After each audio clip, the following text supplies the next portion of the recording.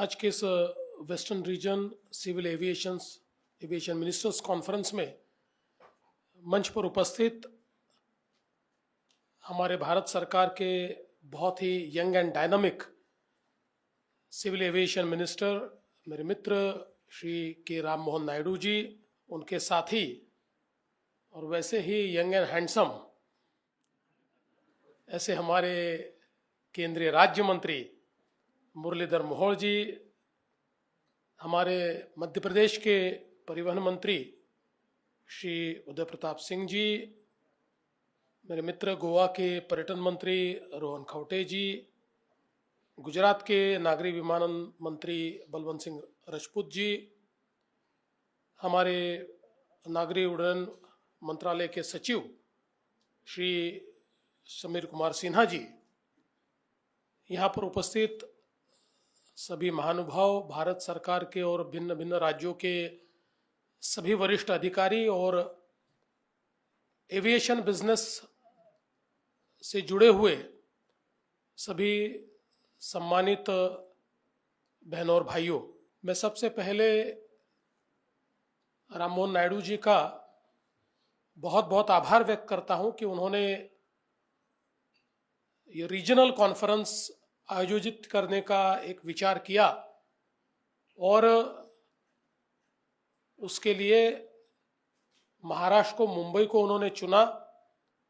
तो महाराष्ट्र की सरकार की ओर से मंच पर उपस्थित सभी मंत्रीगणों का, सभी अधिकारियों का और सामने बैठे हुए सभी डेलीगेट्स का मैं बहुत बहुत स्वागत करता हूं, अभिनंदन करता हूं।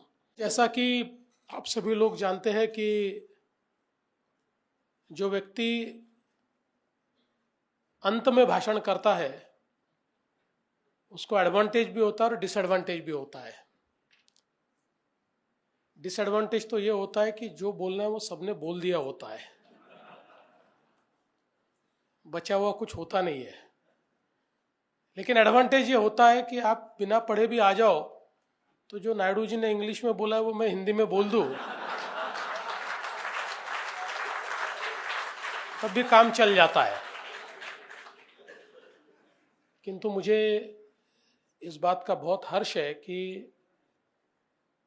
हमारे देश के प्रधानमंत्री श्री नरेंद्र मोदी जी ने सही मायनों में एविएशन सेक्टर का डेमोक्रेटाइजेशन किया और आज जिस एविएशन सेक्टर की ओर हम लोग a sector for handful few, a sector only for elite, इस प्रकार से देखते थे, आज वो सेक्टर हमारे देश के सभी वर्गों के लिए उनके जीवन का एक अंग बन चुका है। एक समय था कि लोग रेलवे स्टेशन, बस स्टेशन की मांग करते थे, एयरपोर्ट हो जाए तो लोगों को अच्छा लगता था।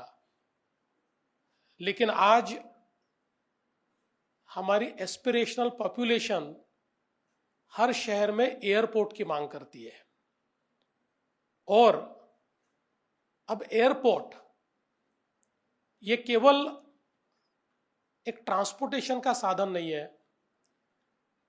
तो जिस प्रकार से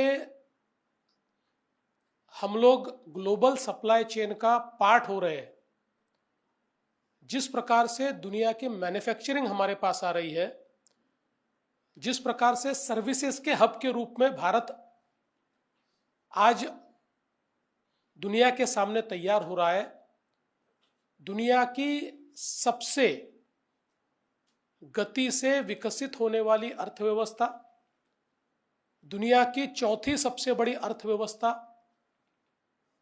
इन सब चीजों के लिए सबसे आवश्यक बात अगर कोई है तो वो है रोबस्ट एविएशन इकोसिस्टम। और मैं ऐसा मानता हूं कि पिछले 10-11 सालों में ये जो रोबस्टनेस है ये हमारे एविएशन इंडस्ट्री में हमको देखने को मिलता है। आज इंफ्रास्ट्रक्चर का विचार करें तो देश में कई नए हवाई अड्डे बने हैं, पुराने हवाई अड्डों का एक प्रकार से अपग्रेडेशन हुआ है। ग्रीनफील्ड और ब्राउनफील्ड ऐसे दोनों प्रकार से हम लोगों ने इंफ्रास्ट्रक्चर को तैयार करने का काम किया है और साथ में कंप्लीट इकोसिस्टम तैयार करने के लिए जिस प्रकार से ह्यूमन रिसोर्स चाहिए, उस ह्यूमन रिसोर्स को तैयार करने के लिए कई प्रकार की पहल की गई है और साथ साथ इसके मेंटेनेंस की दृष्टि से, चाहे वो एमआरओज हो या अलग अलग प्रकार की व्यवस्थाएं हो, उसमें भी बहुत बड़े पैमाने पर पहल हुई है। और मैं ऐसा मानता हूं कि अगले 2 सालों में जब हम 5 ट्रिलियन का मार्क पार करेंगे और उसके बाद दुनिया की तीसरी सबसे बड़ी अर्थव्यवस्था बनेंगे, तो इस सारी हमारी यात्रा में एविएशन सेक्टर एक बहुत बड़ी जिम्मेदारी का निर्वाह करने वाला है।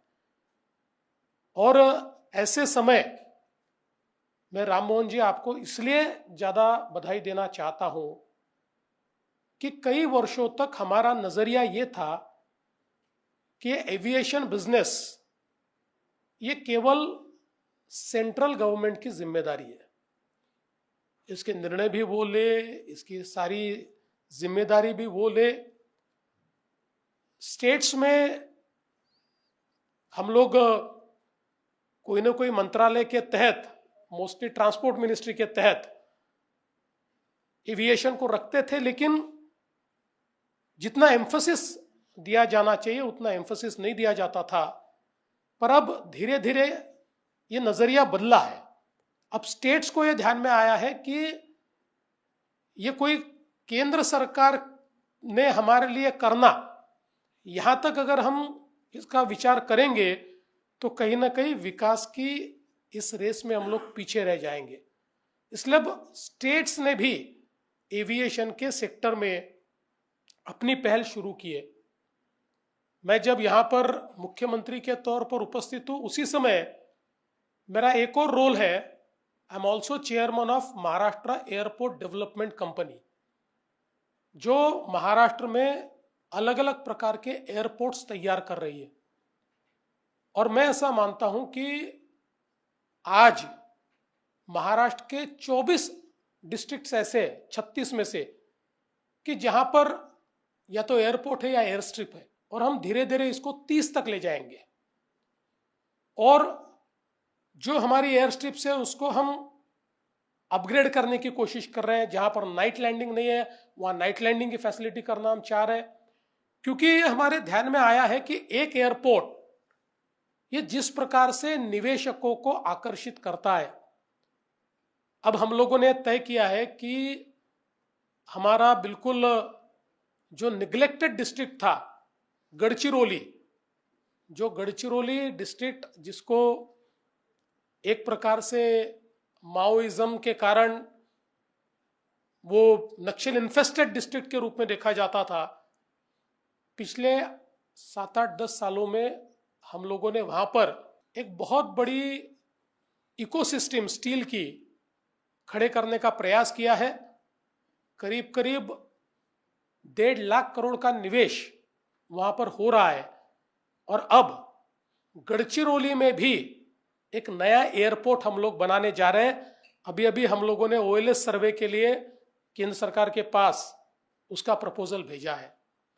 और मैं ऐसा मानता हूं कि एक एयरपोर्ट गढ़चिरौली का वहां की कंप्लीट इकोसिस्टम को बदलेगा, और आज जो हमको 1.5 लाख करोड़ का निवेश दिख रहा है उसको 2.5 लाख करोड़ तक हम ले जाएंगे एक एयरपोर्ट के भरोसे।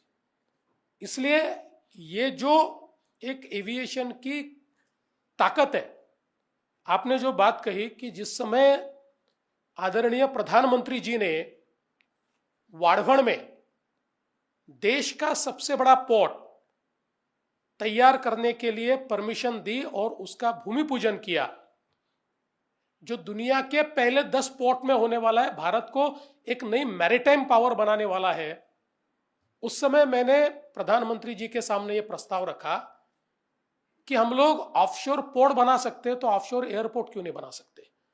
और अगर हम देश का सबसे बड़ा पोर्ट बना रहे हैं और उसके लिए रिक्लेमेशन कर रहे हैं तो हम उसी समय और रिक्लेमेशन करके ऑफशोर पोर्ट बना सकते हैं।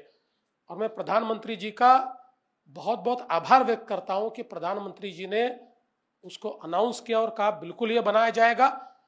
और मुझे इस बात की खुशी है कि अब हम लोगों ने उसका जो पूरा एक रिपोर्ट तैयार करना है, डीपीआर तैयार करना है, इसके लिए एजेंसी भी अपॉइंट की है। और आने वाले दिनों में मेरा विश्वास है कि नायडू जी आपके मिनिस्ट्री के सहयोग से हम लोग देश का एक one of the best offshore port airport जो मुंबई का तीसरा एयरपोर्ट होगा उसको हम तैयार करेंगे। और मैं ये चाहता हूं कि हम लोग 2026 में इसका काम शुरू कर पाए। इस प्रकार की गति से हमको इसका काम करना है। आज मोदी सरकार किस प्रकार से काम करता है इसका सबसे बड़ा उदाहरण ये न्यू मुंबई का एयरपोर्ट है। क्योंकि न्यू मुंबई का एयरपोर्ट ये 90 के दशक में कंसीव हुआ था और 2014 तक उसकी हालत ऐसी थी कि अब ये शायद नहीं बनेगा। और मोदी जी की सरकार आने के बाद हम लोगों ने, चूंकि वो महाराष्ट्र सरकार की हमारी सिडको उसको बना रही थी, तो हम लोगों ने उसमें जो हमको एनओसी चाहिए थी, जो तकलीफें थी, जो परमिशंस चाहिए थी, आदरणीय प्रधानमंत्री जी की एक वीडियो कॉन्फ्रेंसिंग होती है प्रगति के नाम से, इसमें उसको एनलिस्ट किया। और करीब 15 सालों से 8 इस प्रकार की परमिशंस थी सेंट्रल गवर्नमेंट की अलग अलग एजेंसीज से जो हमको नहीं प्राप्त हुई थी। और जैसे हमने इसको एनलिस्ट किया तो जिस दिन प्रगति की कॉन्फ्रेंस हुई उस दिन सुबह तक 7 हमको परमिशन मिल गई 8 में से। और प्रधानमंत्री जी ने अपने लहजे में पूछा भाई 8वीं क्यों नहीं मिली। तो हमारे जो सेक्रेटरी साहब उस समय थे उन्होंने कहा कि सर उसके लिए 1 महीने का नोटिस देना पड़ता है, वो दे दिया है, 1 महीने में वो मिलेगी और 1 महीने में वो भी मिली। और आज हम देख सकते हैं कि वो एयरपोर्ट करीब करीब तैयार है। कल मैं स्वयं वहां जाने वाला उसका जायजा लेने के लिए, लेकिन बहुत जल्दी हम लोग इस एयरपोर्ट को ऑपरेशनलाइज करेंगे। और मैं ऐसा मानता हूं जैसे नायडू जी ने कहा कि ये महज एयरपोर्ट नहीं है, इस एयरपोर्ट ने और अटल सेतु ने एक ऐसी इकोसिस्टम खड़ी कर दी कि मुंबई से 3 गुना बड़ी तीसरी मुंबई अब वहां पर बसने जा रही है।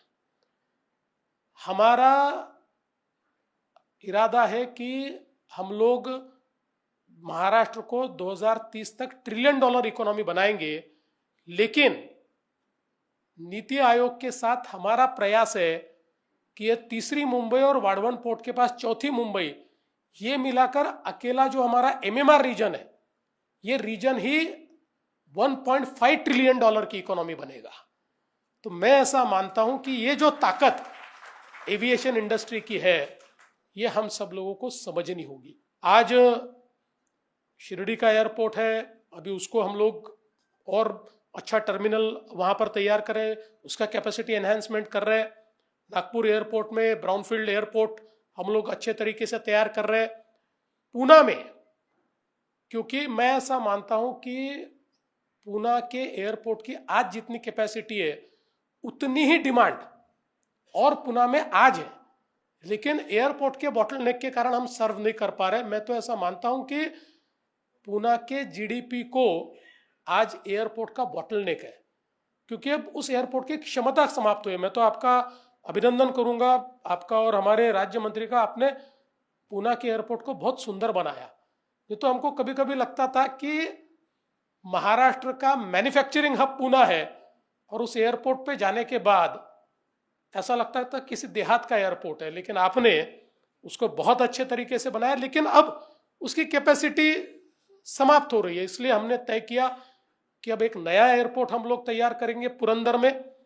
और हमारा इरादा है कि उसका लैंड एक्विजिशन अगले 4 से 5 महीनों में हम लोग पूरा करेंगे और उसके बाद जितना शीघ्र हम लोग इस एयरपोर्ट को बनाना चाहते हैं, क्योंकि मैं ऐसा मानता हूं कि ये एयरपोर्ट नागपुर का एयरपोर्ट, पुणे का एयरपोर्ट और न्यू मुंबई का एयरपोर्ट, ये जो आपने बात कही कि कार्गो, इसमें जो हम लोगों को विकास चाहिए, इसमें जो डेवलपमेंट चाहिए, ये डेवलपमेंट ये 3 एयरपोर्ट दे सकते हैं। पुणे का एयरपोर्ट तो इतना ज्यादा कार्गो हैंडलिंग कर सकता है कि जिसमें निश्चित रूप से एक बहुत बड़ी हमारी अर्थव्यवस्था को एक इकोसिस्टम कार्गो की ये पुणे का एयरपोर्ट दे सकता है। इसलिए सिविल एविएशन के सेक्टर में मैं ऐसा मानता हूं कि आप लोगों के साथ मिलकर हम लोगों को बहुत तेजी से काम करना है और उसी दृष्टि से इस प्रकार की रीजनल कॉन्फ्रेंसेस ये केंद्र सरकार और राज्य सरकारों में और तेजी के साथ, गति के साथ काम कैसे हो, इसके लिए मुझे ऐसा लगता है इसका बहुत फायदा है। मैं आपको ये दरख्वास्त भी करूंगा कि हम लोग जब ये सारे एयरपोर्ट्स तैयार करते हैं या सारी चीजें करते हैं तो केंद्र सरकार की अलग अलग एजेंसीज जो है, चाहे डीजीसीए हो, चाहे विकास हो, चाहे एयरपोर्ट अथॉरिटी ऑफ इंडिया हो, चाहे आईएमडी हो, इन सबका एक हम लोगों को इनकी मदद लगती है। तो इन सबसे जो अप्रूवल्स है या इन सबका एक सिनर्जी हम लोग कैसे तैयार कर पाए ताकि स्टेट्स इनके साथ एक प्रकार से संवाद कर सके और बहुत सिंक्रोनाइज्ड वे में हम लोग ये जो सारा हमारा प्रोसेस है, इस प्रोसेस को बहुत तेजी के साथ कैसे पूरा कर पाए, इस प्रकार की व्यवस्था भी होनी चाहिए। आज भी तेजी नहीं, मैं ऐसा नहीं कहता, लेकिन हम लोगों को जो एक्सपांशन चाहिए, आज आप जब 1700 विमान लाने की बात करते हैं तो रखने के लिए एयरपोर्ट की तो आवश्यकता पड़ेगी।